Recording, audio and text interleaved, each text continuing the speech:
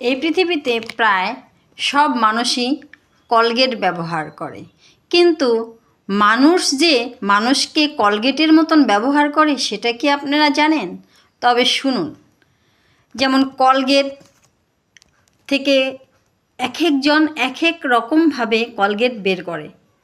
তারপর যখন কলগেটটা শেষ হয়ে যায়, তারপরে সেটাকে নিংড়ে নিংড়ে কলগেট বের করা হয়। তারপরেও যখন শেষ হয়ে যায় তখন সেটাকে বটিতে কেটে খুঁচিয়ে খুঁচিয়ে কলগেট বের করে ব্যবহার করে।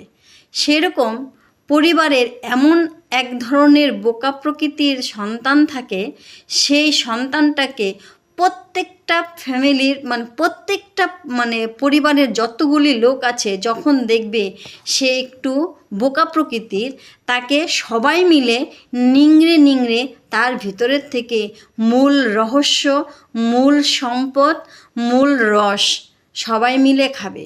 খাওয়ার পর সে যখন দেখলো সে আর তার কোনো আর পরিস্থিতি ভয়াবহ হয়ে গেছে, তখন তাকে সেখান থেকে ডাস্টবিনের মধ্যে ফেলে দেবে। কিন্তু যার কাছ থেকে নিংড়ে খেয়ে তারা বড় হয়েছে, তা যে দিচ্ছে সে কিন্তু বুঝছে না। সে ভাবছে আমাকে পরিবারের লোকেরা খুব ভালোবাসে, খুব আর আমি যদি তাদেরকে না দিই তারা পাবে কোথায়।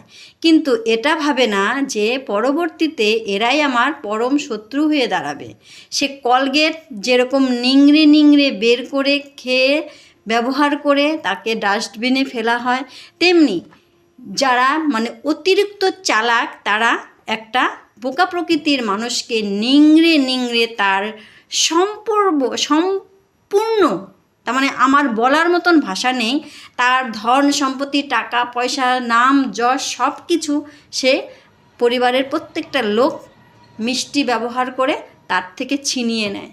নেওয়ার পর সে যখন সর্বস্ব হারিয়ে যায় তখন তাকে আস্তে করে মিষ্টি সুরে তাকে অবজ্ঞা করে ছুঁড়ে ফেলে দেয়।